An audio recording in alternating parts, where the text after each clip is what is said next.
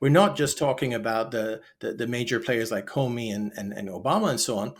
We're talking about a whole bunch of people who were in the room. We're talking about FBI agents, a guy called Soma, a guy called Pienka, and various other people who, by that point, knew what the whole thing was, and yet no one said. And then when Sessions recused, no one told Sessions, by the way, the whole thing is a hoax, and we already knew that back from July. And anyway, we know it doubly so now because the main source has told us the whole thing was a hoax. So sorry, they didn't tell Sessions that. They said you got to recuse, and he never asked any questions. And then in terms of what happened after that, in very short order, they Comey announced that there was this investigation, this Russia collusion investigation. He'd always said no. The FBI doesn't talk about ongoing investigations, but in this case, he made an exception. And then in very short order, they got this Mueller guy appointed.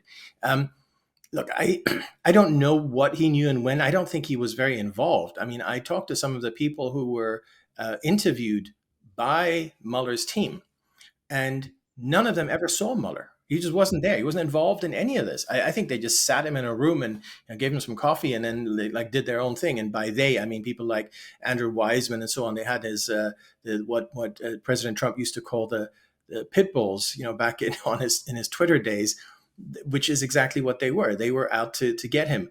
These were smart. These were smart guys. They might not have known about the briefing that Obama had about this being a hoax confirmed, but all this other stuff, they would have known about Danchenko disavowing everything.